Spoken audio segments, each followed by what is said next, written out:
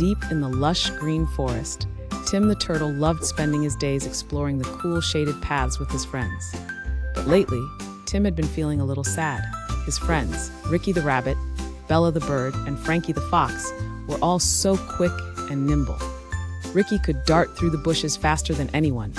Bella could fly high and swoop down in seconds, and Frankie could weave through the trees with lightning speed. Tim, on the other hand, was slow. His little legs carried him at a steady pace, but no matter how hard he tried, he could never keep up with his friends.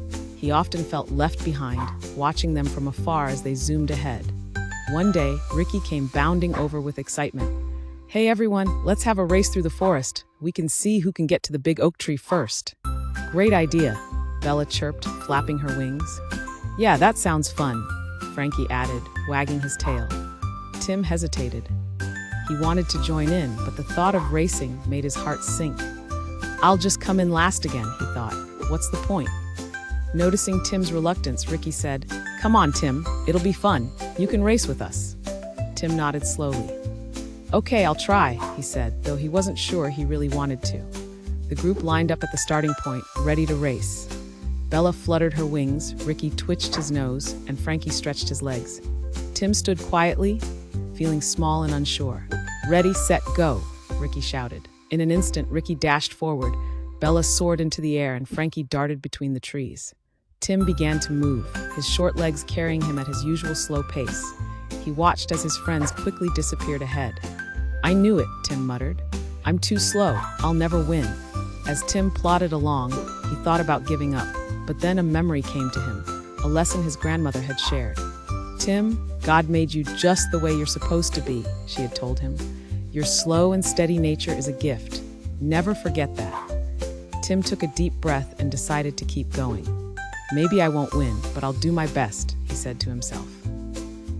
Meanwhile, up ahead, Ricky, Bella, and Frankie were rushing through the forest at top speed. But their eagerness to win caused them to make mistakes. Ricky got tangled in some thorny bushes, Bella misjudged a branch and had to stop to rest, and Frankie got turned around, losing his way. Back on the trail, Tim continued his steady pace. He didn't rush, but he didn't stop either. He kept his eyes on the path and moved forward one step at a time. Eventually, he spotted the big oak tree in the distance. To his surprise, none of his friends were there yet.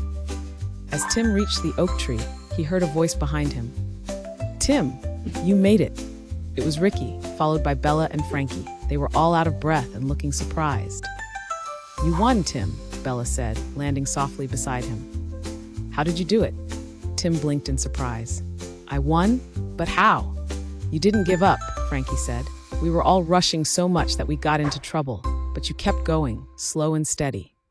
Tim smiled, a warm feeling spreading through him. He realized that his slow and steady nature, the very thing he thought made him less than his friends, was actually his greatest strength. "Maybe being slow isn't so bad after all," he said. "Not bad at all," Ricky agreed. "It's what makes you special, Tim."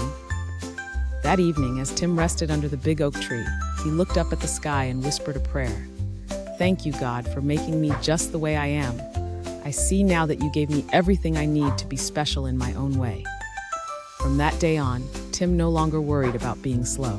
He knew that God had made him just right, and that his steady determination was a gift that helped him succeed. And whenever he raced with his friends, he did it with confidence, knowing that he was fearfully and wonderfully made.